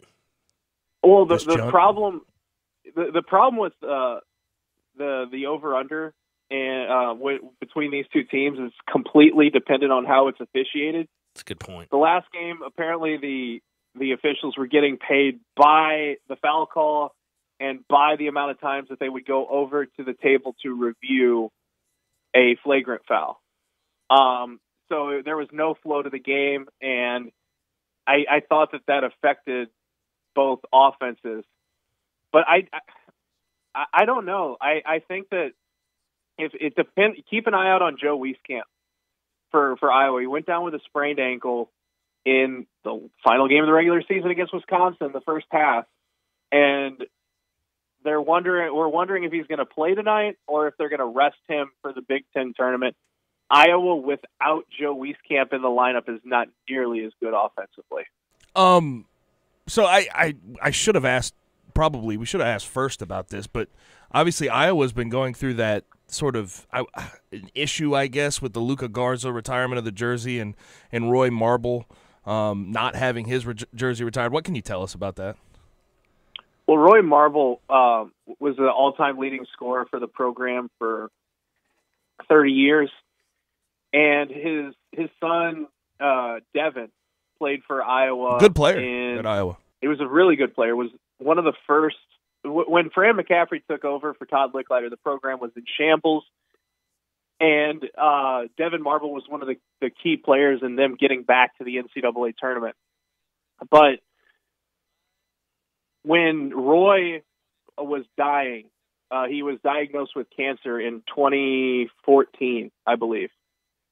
There was this push for him to get his jersey retired. And at the time, the athletic director, Gary Barta, said, no, we're not in the business of retiring jerseys. We haven't retired one in over 20 years. The notion is that Roy had some off the court issues. And that always kind of kept him, the athletic department always kind of kept him at arm's length because of the off the court issues. So they said, yeah, we're going to have a wall of honor. They honored him at halftime. They gave him a framed jersey. It was kind of a half-hearted honoring for a guy who was dying of cancer. Well, he died in 2015, and now in 2019, the athletic director, Gary Barta, retired Megan Gustafson, their all-time leading scorer in women's basketball. They retired her number. And now, before even leaving campus, they're going to retire Luka Garza's on senior day. They did it, right? Yeah, they did it. Yeah. So, after 5 years after he said, or 6 years after he said, we're not going to retire any numbers, he retires 2 numbers before the players even left campus. So, and this will probably be the last question. We're kind of backed up against the break, so it might have to be a little bit quick.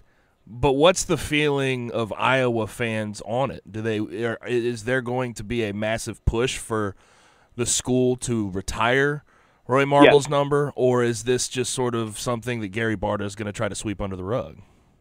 No, I think there will be a continued push. I think that Fran McCaffrey's led the charge. Fran McCaffrey has done more to help Roy Marble bridge the gap between the Marble family, Roy, and the athletic department than anybody. He wanted him front and center when his son was playing. He wanted him back. He wanted him back around the program late in his life. And Fran McCaffrey, in his press conference, basically hinted at it, saying that we hope. He said that that Devin knows that he loves him, because Devin was visibly upset on Twitter, saying he's never going to watch another Iowa game, and he's really upset with the program. But he said that they have a good relationship, and he said that hopefully we will find a way to honor Roy Marble's legacy properly. Exact words. Alex, hope we see it. I hope we do see it. And by the way, I do have to say, the only person that's basically been able to get in touch with the Marble family is Fran McCaffrey.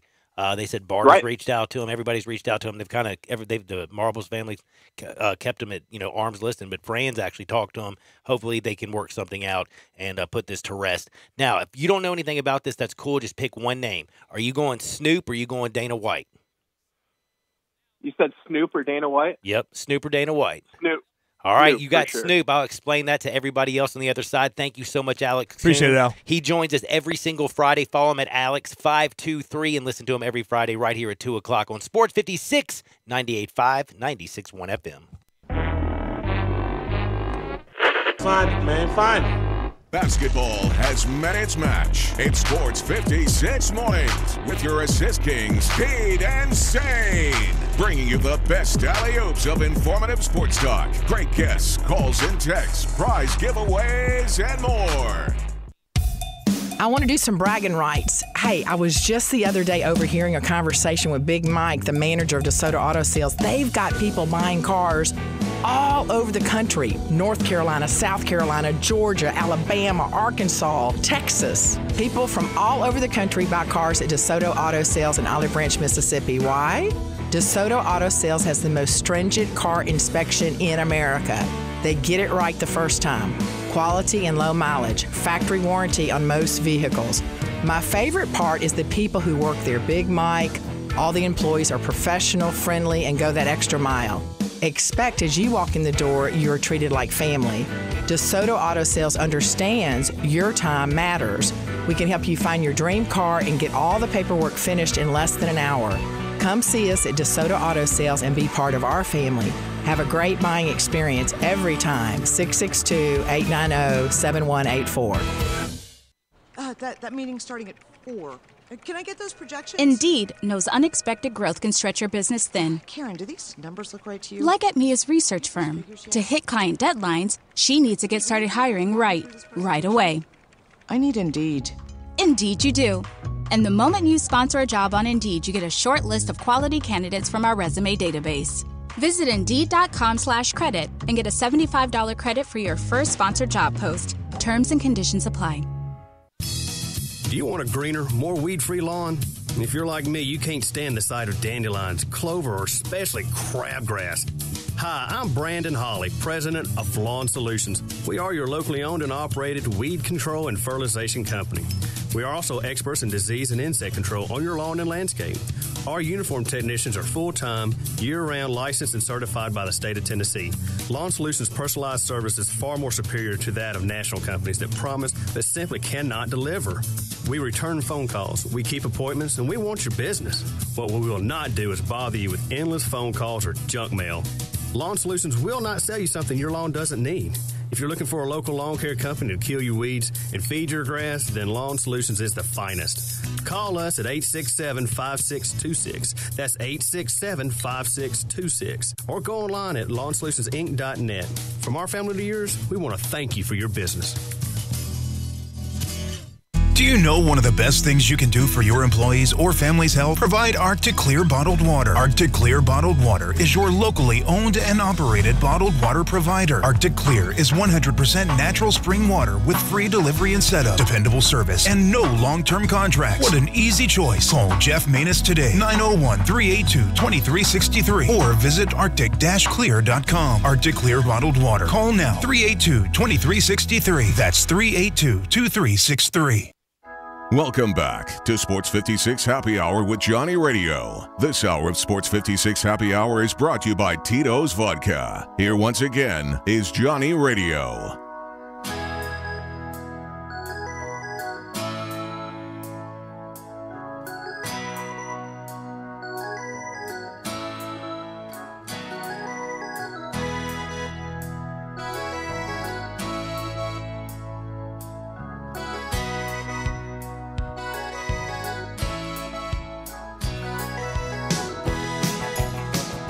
Welcome back to Little Sports 56 Happy Hour. I'm your good buddy, Johnny Radio. I'm fired up. I got Gabe Kuhn in the house. That was Alex Kuhn we were just rapping with. By the way, on a slow day, we're going to get to this, hopefully, Gabe Kuhn.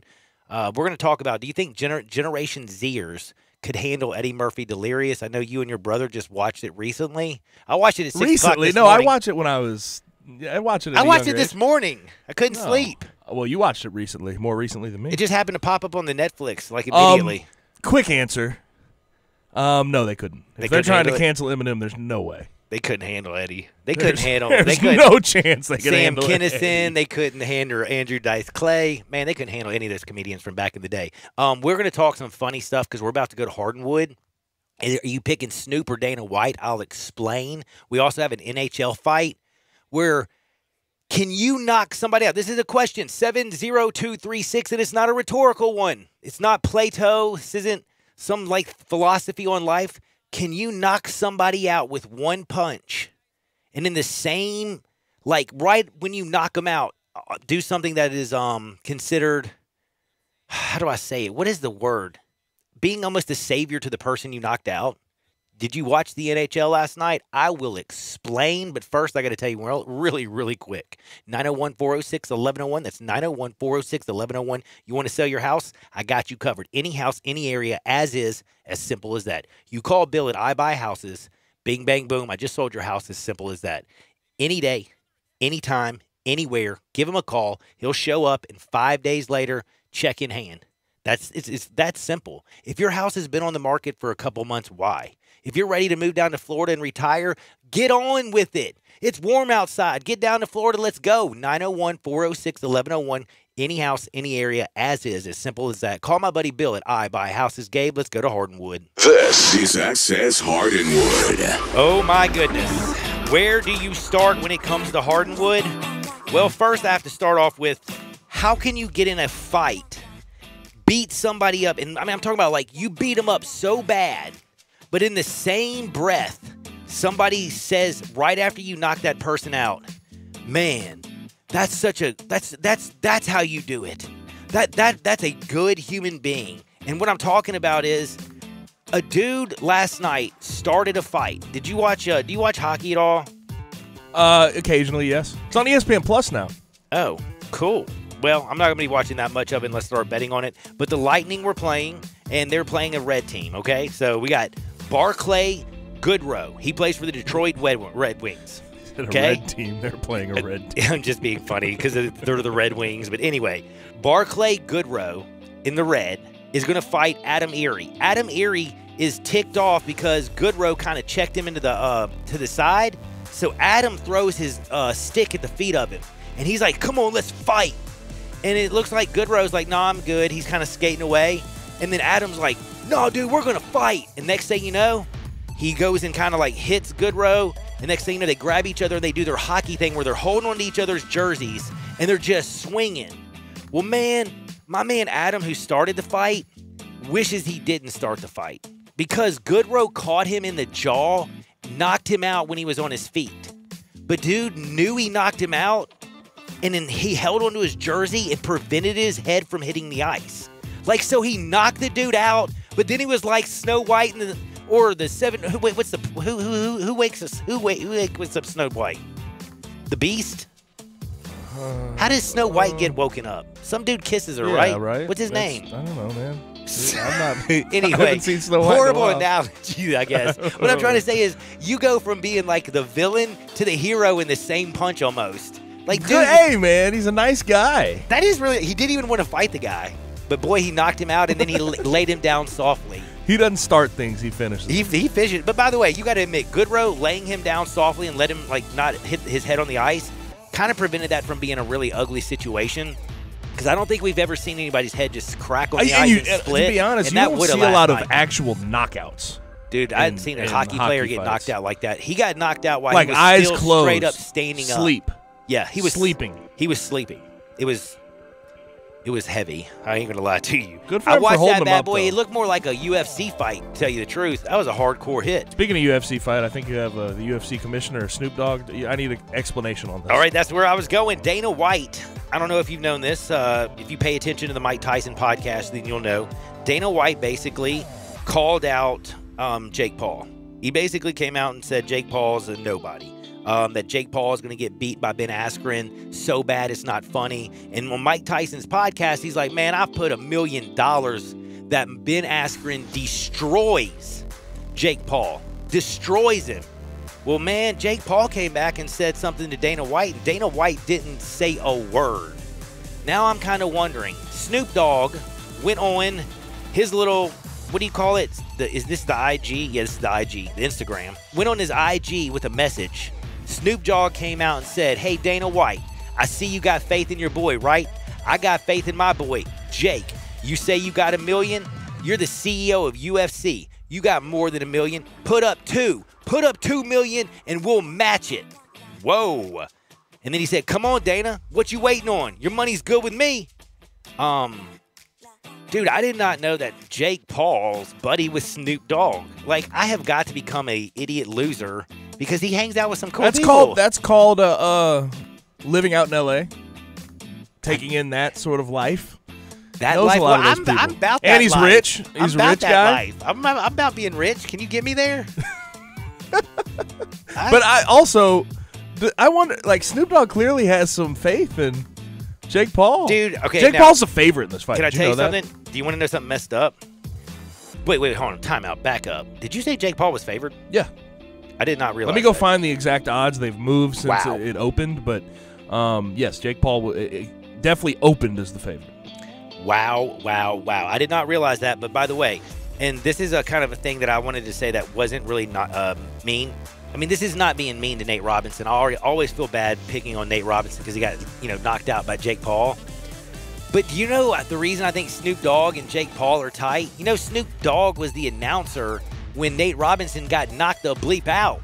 So if Snoop saw that and has never seen Ben Askren, Yeah, I he can probably see the thinks confidence. Jake Paul is probably like a bad mamma jamma. Now, obviously, a UFC fight, Ben Askren would wipe Destroy the him, floor get with on the Jake ground Paul. with him and be over. Yeah, but you are never going to believe the odds. They have moved in Jake Paul's favor. He is a minus 280 favorite over Ben Askren. You can get Ben Askren right now at plus 195. I don't mind those odds. I'd probably take Ben Askren in that one. Whoa. Ben Askren. A professional fighter at plus I'm 195. taking him, and I'm sorry. And then, unless this is a fake event, there's no way Jake Paul wins for all the YouTube people out there, does he? Is that who he's fighting for? His YouTube fans? He's fighting for himself. Let's get real. No, he's fighting for money. Okay, let's get real with that. Exactly, for himself. Yeah, okay, that's a good point. You're right. Now I got to bring up James Wiseman, and I ain't talking about that fourth quarter. Did you see that fourth quarter? He had 14 points, 7 boards in 12 minutes, hit 6 of 7 shots. Dude was awesome. Problem is he didn't play the first 3 quarters. Do you know why? He missed a dang COVID test. During the All-Star break, missed the COVID test. A mandatory COVID test, meaning that he had to miss practice on Wednesday due to get the COVID protocols back right. He was eligible to start the game, but didn't play in the first 3 quarters. And you know why? Steve Kerr basically came out and said, well, first, James Wiseman, I got to say, I'm going to give him credit. He came out and said, I made a huge mistake, and I most definitely will not do that again. I made sure I apologize to coach. I was mad, so I had to make sure I just went out there and played hard. He did great. Steve Kerr came out there and also said that, that's how he wanted to see Wiseman respond. He says and then this is great though. Steph Curry came out and said these things. He says, being an NBA player, there are learning curves for everybody in this league. The quicker you learn those things and just make it about basketball, the better you are. That's some pretty good advice from an old head to a young head. Because Wiseman, he's got all the skill in the world. People were making a big deal and like trying to say Steve Kerr was some, I don't know, like he was the villain. Dictator? In this, like a villain what? in this situation. No, he's trying to teach a 19-year-old how to be an NBA pro, and I have no issue with it. And I thought the explanation from Steve Kerr was fantastic. He said there's certain things about being an NBA player that you have to get done and you have to do, and it's part of growing pains. And I agree with that completely, and I think James Wiseman will be better because of that. I agree with you. I agree. James is going to be a baller. He'll get through this. He's learning. By the way, the last thing I got to say, dude, Nick Markakis. A lot of people like Drew probably remember him from the Orioles. He's been with the Atlanta Braves since 2015 when that whole trade went through and everything. And I'll say one thing, my man has been in the league forever. 15-year MLB career. Got drafted at 19. Turned himself into a quality prospect. Been playing for a long time. But the one thing I have to say is everybody from the Braves to the Orioles to all the pro players come out and just say he is the nicest guy and was one of the most consummate, he was a consummate professional. And he always showed young people how to be a pro. And that's why it's kind of a perfect story to follow the James Wiseman. You know what? If the older generations don't teach younger generations, or you know what I mean? If you just don't learn, like today I could not put a Phillips head screwdriver in this hole because I didn't know the hole was there. Like I had to wiggle this little thing out, and then I didn't have a Phillips head screwdriver. You wish you were taught, long story short. Basically what I'm saying is I was ignorant. And by the way, about 20 people have texted me making fun of me for not knowing that. And 10 of my friends are like, dude, why didn't you just ask me to look at it? It saves you some money. I'm just concerned at why you didn't have any screwdrivers in your house. Again, it's kind of like if I don't want to use the tool, I don't have the tool. I don't have a lawnmower for a reason either. Okay?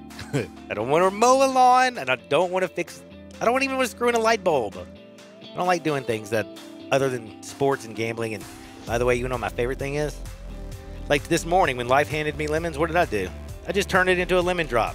I learned something and I said, hey, but you know what? I got Tito's handmade vodka. I'm going to make it much better. It's Friday. What are you going to do? Go out there and get a top 10 vodka in the world. It is crafted in the United States down in Austin, Texas. It's 100% gluten-free because it's a corn-based vodka. They still it in the classic still method, which gives it a smooth flavor, slightly sweet with a black pepper note, balancing out everything. That's whether you're crafting a cocktail, drinking it neat, whatever you're doing, Tito's handmade vodka is simply the best. Got some score updates. Conference tournaments going on. SEC, Tennessee still has the lead, 37-26. We're now into the second half, 17 minutes left to go there. In the AAC, believe it or not, Cincinnati has the early lead on SMU, 23-19. That's the 4 versus 5 matchup. Still the first half, 3:26 left there. And in the Big Ten, Ohio State up 61-54 on Purdue, and we're in the final 10 minutes in that one. And don't forget Alabama with an easy cover, 85-48 over Mississippi State earlier. We got some good games tonight, and don't forget that free pick. All you have to do is call 800-499-FREE. 800-499-FREE for a wagerpro.com free pick. It's a 5-star tournament game of the year. Don't you dare touch that dial. Sports 56, 98.5, 96.1 FM. Get your fill of sports for lunch every weekday on Sports 56 Middays with Greg and Eli. The latest sports talk, sought after guests, your calls and texts, prize giveaways, and more every weekday from 10 to 1 on Sports 56. Are you looking for a dependable car at a fair price and guaranteed financing approval? Then you need to make your way to Collierville Auto Center, where one price shopping is the name of the game. Family owned and operated, Collierville Auto Center has been in the business for over 20 years and is proud to serve the people of this area. Collierville Auto Center is stocked with over 50 units, including cars, trucks, SUVs, and Highlines. Looking for a particular type of vehicle? Collierville Auto Center offers a locator service with 72-hour turnaround service. With over 30 years in the automotive industry, Scott and Martin would be happy to show you how their affordable pricing and guaranteed financing can work for you.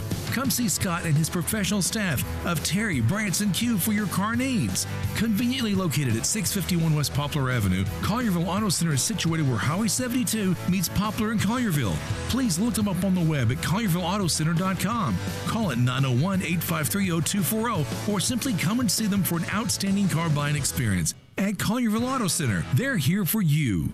Attention foodies, there's a great new place to eat in a great restored building. South Hall Cafe is now open for breakfast, brunch, and lunch in the former Tobacco Corner. Chef Jesus Ramon is creating classics from scratch with a twist. Enjoy all your favorites, including the best cheese grits in the South, a full bar, an in-house pastry chef, catering, online ordering for curbside or delivery, and a covered patio with live music on the weekends. We're open 7 a.m. to 2 p.m. weekdays and 7 a.m. to 3 p.m. on weekends. South Hall Cafe, corner of Poplar and Mendenhall.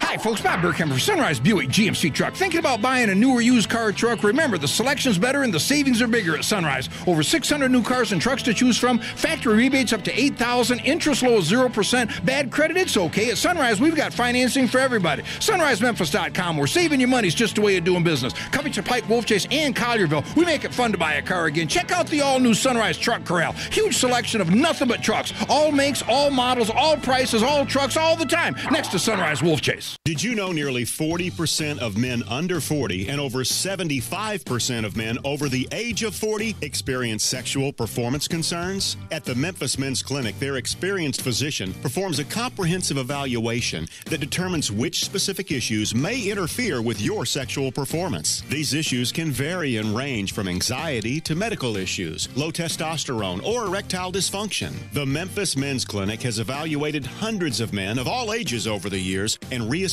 a normal sexual life. The Memphis Men's Clinic will work aggressively to resolve issues and allow you to restore your sexual health and overall well-being. That's the Memphis way. If you're 20 years old or 90 years old, come and get cared for the Memphis way. Treatment that's based on your specific needs after a professional clinical evaluation by their experienced board-certified physician. Call the Memphis Men's Clinic today at 901-443-0475 or visit memphismensclinic.com. I Buy Houses, 901-406-1101. That's 901-406-1101. I Buy Houses. I Buy Houses will buy a house in any area, in any condition, and yes, it's guaranteed to close in 5 days. If you need to sell your home quickly, call 901-406-1101. If you've been through a divorce, if you lost your job, if you're tired of renters, I Buy Houses can get you your money quickly. I Buy Houses will buy your home in Shelby County, DeSoto County, Memphis, Bartlett, South Haven, Horn Lake, Olive Branch, anywhere and everywhere in between in any condition. And yes, they're open 24 hours a day, 7 days a week. I Buy Houses, 901-406-1101. That's 901-406-1101. Grab that pen, 901-406-1101.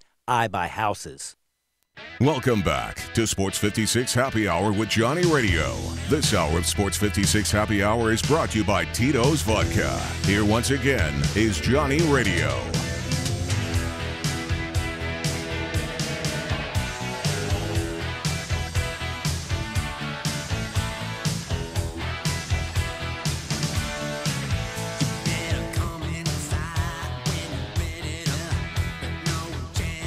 Welcome back into a little Sports 56 Happy Hour. I'm your very good buddy, Johnny Radio. My good buddy's Gabe Kuhn. Follow me at Johnny_Radio. Follow him at G_Kuhn.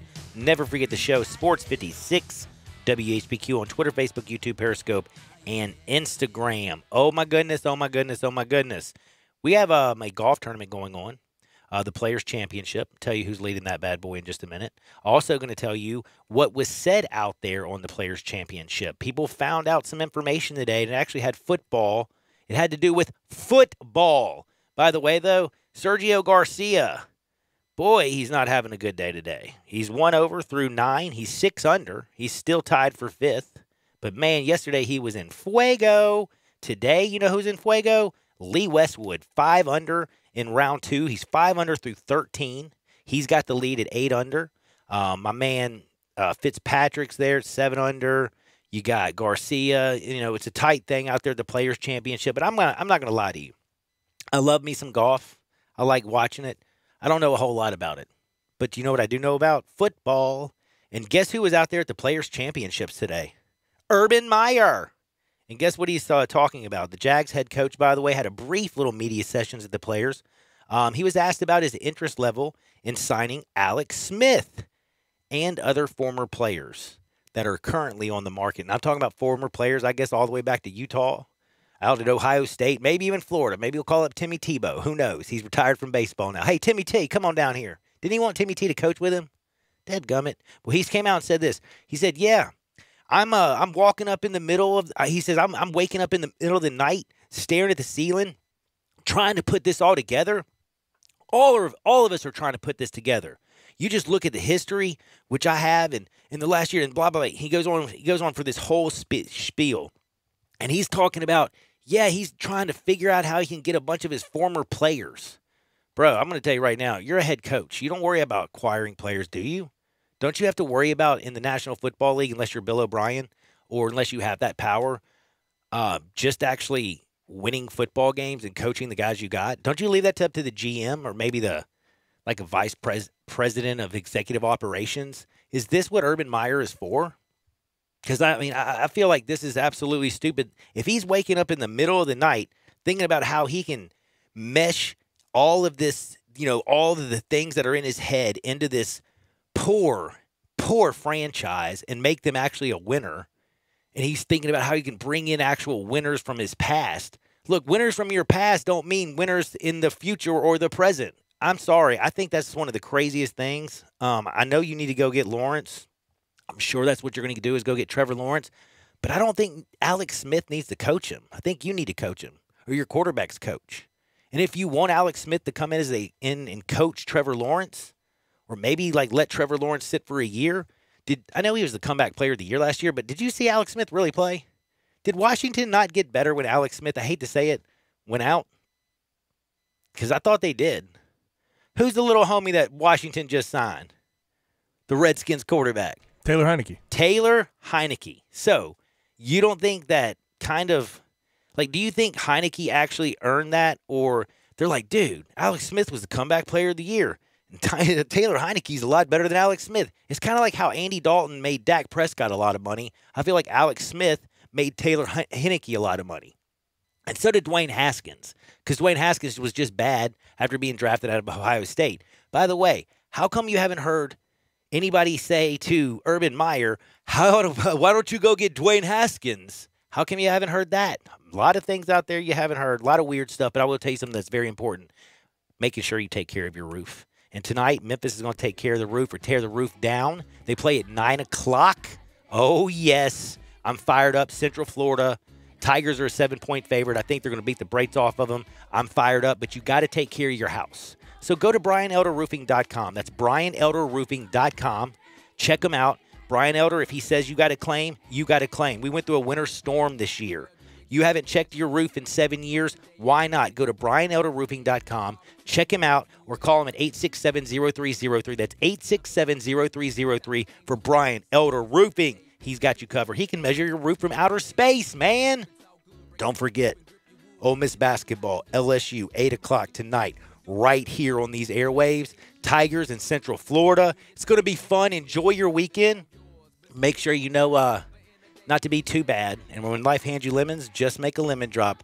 Just make sure it's with Tito's handmade vodka. For Gabe Kuhn, I'm John Harden. Coming up next is Wolo and Stats. Get out there, make the world a better place. See you on the flip side. Peace!